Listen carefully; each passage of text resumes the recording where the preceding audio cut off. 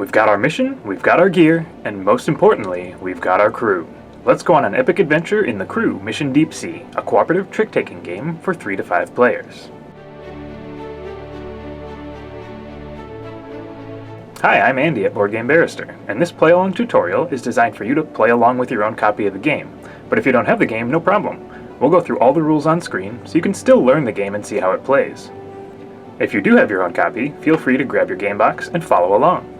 And if at any point you want to watch some sample gameplay, you can watch me play the first 3 missions with my fellow barristers at our Tuesday game table. Let's get started by opening the box and retrieving our game components. You should have 40 large playing cards, 5 large reminder cards, 96 small task cards, 5 sonar tokens, 1 distress signal token, and a 2-piece captain marker. You should also have a rulebook and a logbook. No need to worry about the rulebook while you're watching this video, but we'll be using your logbook a bunch, so keep that handy. There will be times throughout this tutorial where I suggest that you pause the video while you get caught up in your own game.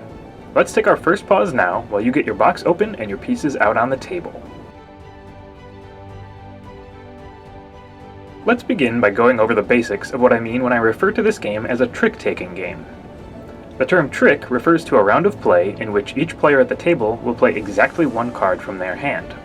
Once every player has played their card, one of the played cards will win the trick, and the player that card belongs to will in turn take the trick. We'll take a look at some example tricks in a minute. One player will lead each trick by playing a card of their choice from their hand. In the Crew Mission Deep Sea, the first trick is led by the captain for the mission, and each subsequent trick is led by the player who took the previous trick.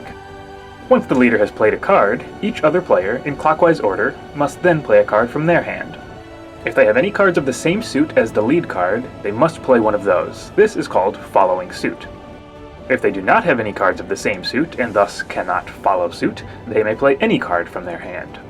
In this game, the cards come in 5 suits. Blue, green, pink, and yellow each have values 1 through 9, while the submarines only have values 1 through 4. The submarines are the trump suit in this game, meaning a submarine in play will win a trick over any other card. In a case where there are multiple submarines in play, the highest submarine wins the trick.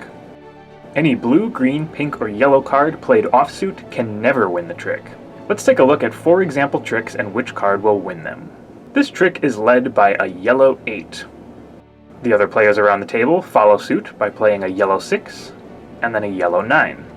In this case, the yellow 9 will win the trick because it's the highest card that followed suit. In this example, the lead card is a green 5. The other players then play a green 7 and a yellow 9. The green 7 wins this one because it is the highest card that followed suit. That yellow 9 is a higher value, but it can't win because it was played off suit. This time, the lead card is a pink 8. The next player plays a submarine 1, and then the next a pink 5. Remember, you can only play submarines if the lead card was a submarine or if you cannot follow suit. And in this case, because submarines are trumps, the submarine 1 wins this trick. Lastly, let's look at a trick that is led by the submarine 4. The following player follows suit by playing the submarine 2, and since the last player cannot follow suit, they play the blue 6. In this case, the submarine 4 is still the highest card that followed suit, and is also the trump suit, so it definitely wins this trick. This is a cooperative game, so everyone at the table will work together to complete missions, which means your only goal is to make sure the right players take the right tricks. To complete a mission, we'll have to satisfy the requirements on task cards. If a player has the task card that says, "I will win the pink 3, for instance, then we all succeed at that task if we can make sure that that player wins whichever trick includes that pink 3 card. So if you happen to be holding that pink 3 card, all you need to do is play it at a time when the player with that task can win it. Now we'll move on to your first mission. Feel free to re-watch those trick examples before proceeding. To begin your first mission, shuffle the 40 large playing cards and deal them out as evenly as possible to the players in your crew. You may look at your own hand at all times, but you may never discuss the contents of your hand with your fellow players. The player who has the submarine with a value of 4 is the captain for your first mission, and they should announce that now. Shuffle the 96 small task cards and place them in a face-down pile within reach. Each player should place a sonar token, green side up, in front of themselves. Place the distress token face down within reach. This token won't come up right away, so we'll discuss it later on. Let's pause again here while you get your game set up as you see it here. Unpause when you're ready to learn the mechanics of the game. This is a game played over many distinct missions, 32 to be exact. You can, and probably will, stop and walk away from the game after a handful of missions, coming back to continue forward with the same crew at any time in the future. To set forth on your quest to the bottom of the ocean, open up your logbook to the first page. On this first page, you have the option to begin a log for your crew, so that you can keep jumping back in where you left off last time.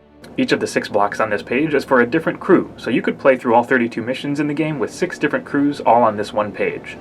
Record the names of your crewmates, as well as your start date, in the first block. The position of the X mark denotes which shade of blue you'll record your mission results for as you progress through each mission. Next, turn the page to the prologue. Have one of your players read the text here aloud to the table, as well as the Mission 1 text at the top of page 5, above the black pentagon with the number 1. Pause here while you start your crew record, and then read the prologue and Mission 1 text. Okay, you're ready to put cards on the table. Beside your Mission 1 text, you'll also see a flotation device with the number 1 in it. The number shown here is always the difficulty for your current mission, so we're looking for a mission task card with a difficulty of 1. Take a look at the back of the top card in your task deck.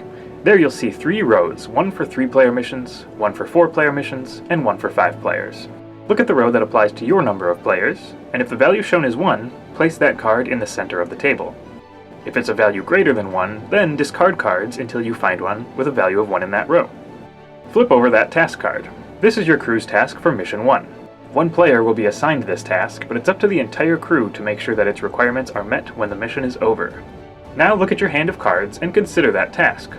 Each player, starting with the captain and continuing in clockwise order, will have one opportunity to take that task if they think their hand is well suited to satisfying its requirement. The player that takes that task should place it face up in front of themselves to show that they'll be attempting it. Once someone claims the task, no one else will need to do so. And if no one else has claimed it by the time you reach the last crew member around the table, that player must take the task. If you're not feeling sure about how to decide, then I just suggest having your captain take this first task. You'll get a feel for how to assess the tasks after you play a couple of missions. We should also talk about table talk. The rule of thumb on communicating with your fellow players in this game is that you may not share information about the cards in your hand at any time. That means no showing your cards to anyone else and no making general statements about your hand like, I have a lot of high-value green cards.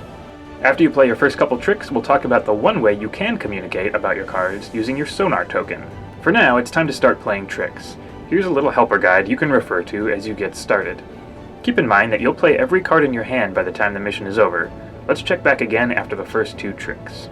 Pause here while your captain leads the first trick and gets your first mission underway. Alright, I hope the mission is going well. Let's add 2 more rules, and then you should be all set to play through the end of mission number 1.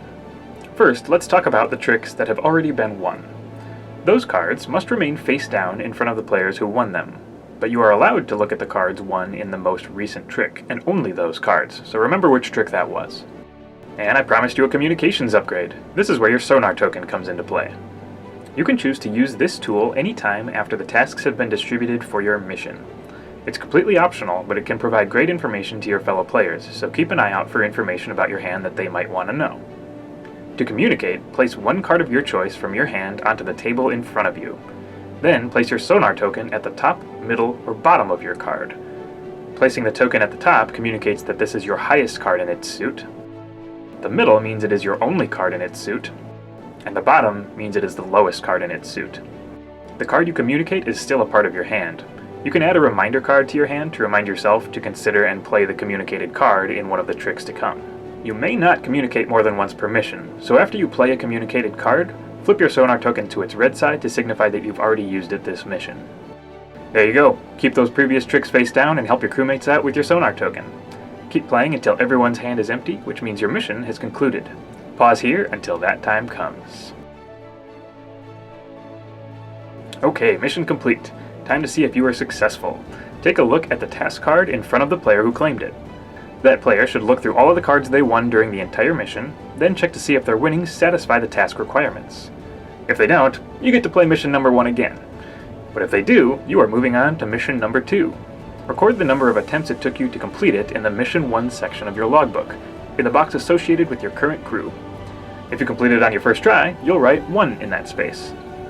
Now we'll discuss the continuing missions. If you'd like to replay mission number 1 before getting into these details, feel free to pause and do so now. On future missions, your difficulty will climb higher than 1, so when selecting tasks, you will look at the back of the top task card in the pile, and keep including tasks until their total value adds up to the mission difficulty. This could be a single task or multiple tasks. Passing on selecting a task is still allowed when there are fewer task cards than players, but remember that in such a case, all the tasks have to be assigned by the time you've gone all the way back around to the captain. To set up for your next mission, shuffle all 96 task cards back together, including the one you just used for mission 1, and any you discarded. Then, collect and deal out the 40 playing cards again. Pause one last time here while you play through mission number 2. Then we'll wrap up with some additional challenges and resources you'll run into as you continue. Alrighty, remember to record how many attempts it took you to win mission number 2. Then add up your attempts for missions 1 and 2 and record that number in the total row at the bottom of page 5. We are down to some final nice-to-knows. You've probably noticed the distress token hanging around and not being used. This token provides a handy benefit on difficult missions, but it counts against you as extra attempts when you're tallying up your mission attempts. After your tasks have all been distributed for a mission, but before anyone has communicated any cards or started a trick, you can decide as a group to use the distress signal this mission. This signal allows each crew member to pass exactly 1 card from their hand to the player next to them. You'll also get to decide as a group whether to pass to the left or right. On missions when you decide to use the signal, flip this token face up and circle the square in the logbook where you will record your attempts for this mission. There are more rules for the distress token on page 14 of your rulebook. And finally, as you progress through the missions in the Crew Mission Deep Sea, the game will begin to throw curveballs at you in the form of special rules. Some of these special rules are noted clearly beside the mission they apply to, while others will be represented only by symbols. When you get to them, you can check what each of these symbols means on page 19 of your rulebook. You probably won't play through all 32 missions in one sitting. In fact, I will go so far as to suggest that you not even attempt it. Part of what makes this game great is that you can reconvene with the same crews over multiple sittings and take on new challenges each time. Again, if you'd like to see a gameplay example and get a feel for the flow of the game, you can watch us play the first 3 missions at our Tuesday game table. And feel free to leave any additional questions you run into in the comments. We'll get back to you with answers as soon as possible. Thanks for watching, and I wish you success in your quest.